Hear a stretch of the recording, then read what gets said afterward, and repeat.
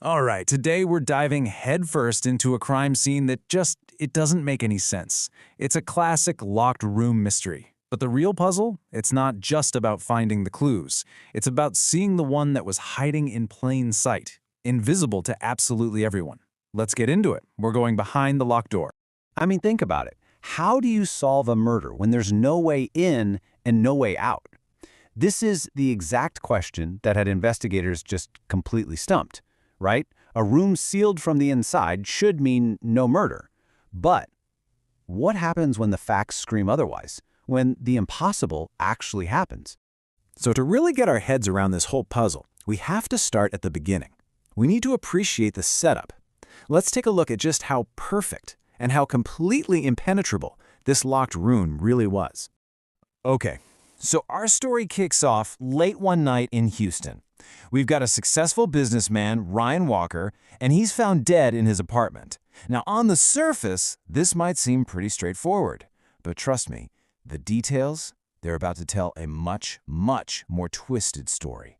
So here's what the police found when they arrived. Get this. The door was bolted shut from the inside. All the windows sealed tight. There were zero signs of a struggle. It was just Ryan, a fatal head injury, and this one broken glass on the floor. You know, you might think, okay, maybe it was a tragic accident, but something about the scene just screamed that something way more sinister was at play here. And that really was the big question on every officer's mind. If the room was basically a fortress, locked from the inside, then the answer couldn't be a break-in. It just couldn't. It had to be something else, something completely different. Which of course brings us to our next chapter, the obvious suspect. Because, with any good mystery, there's always that one person who seems like the perfect fit for the crime. Almost a little too perfect, right? And in this case, that person was Stephen Clark, the victim's own friend. As soon as the police started digging a little deeper, well, they found a pretty compelling reason for him to want Ryan out of the picture. Yeah, it all boiled down to motive. See, police discovered that Stephen and Ryan had this massive fight just the day before the murder, and for investigators, that is a huge red flag. It's just human nature, isn't it? We look for simple cause and effect, and a heated argument, well, that's often the straightest line to a crime of passion. But here's the thing. When police brought Stephen in for questioning, he was totally calm, cool, and collected. He denied everything and gave them what seemed like an airtight alibi. He claimed he was at home all night long, and he even had a witness who could back him up. And you know what? His alibi actually checked out. His mother confirmed his story, telling the police that yes, he was home the entire evening. Now, in most investigations, a confirmed alibi, especially from a family member, would be more than enough to clear a suspect. So, just like that, poof, the investigation's only strong lead just went completely cold. Their only suspect has a solid alibi, and that impossible locked room is still an unsolvable puzzle. They had no choice. They had to go back to the scene, right back to square one.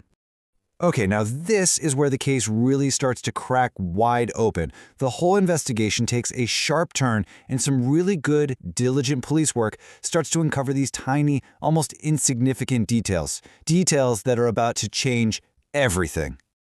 This right here, this is the moment the investigation shifted. One of the officers has this breakthrough idea. They thought, wait a minute, what if this crime scene isn't a paradox at all? What if it's a performance? What if the whole thing was staged just to throw us off? And with that new perspective, they started to see things. Things they had completely missed the first time around. A tiny little scratch under the door, security footage of some mysterious delivery guy, a neighbor's weird comment about hearing a heavy rolling sound.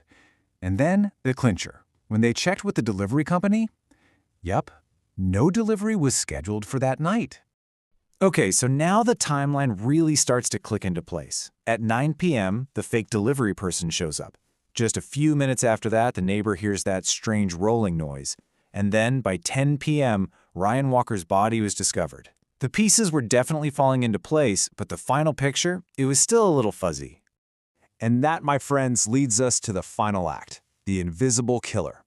This is where we finally figure out how the impossible was made possible, thanks to a seriously clever plan and a whole lot of nerve. So check this out. Here's how it was actually done. The killer never even set foot in the room. First, they pushed a really heavy object through that little gap under the door. That's the rolling sound the neighbor heard. That object struck Ryan. Then, they slipped a thin wire through that exact same gap, used it to slide the bolt across, and locked the door from the outside. It was brilliant. A perfect crime. I mean, it's an incredible solution to the puzzle, right? But it still left one massive question hanging in the air. Who did it?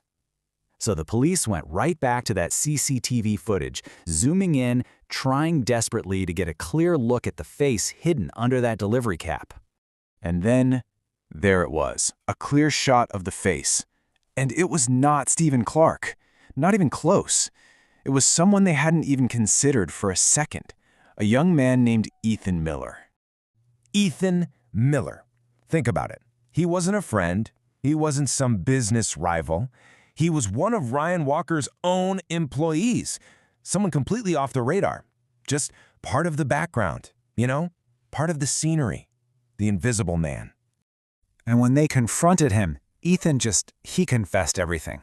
Turns out he'd asked his boss for money, but Ryan not only refused, he fired him on the spot. So in this moment of just pure rage and desperation, Ethan cooked up his plan for revenge. And that's the final crazy irony of it all. The guy everyone was watching, the friend with a super obvious motive, totally innocent. The real killer was the employee that nobody even gave a second glance. It's a textbook case of what you might call inattentional blindness, right? We get so focused on the obvious suspect that we completely miss the real threat that's staring us right in the face. So what's the big takeaway from all this? Well, the answer wasn't some huge, complicated conspiracy. Nope, it was something small, something simple, and something that was hiding in plain sight the entire time. It was just like that tiny little gap under the door, right there in front of them, yet somehow completely invisible.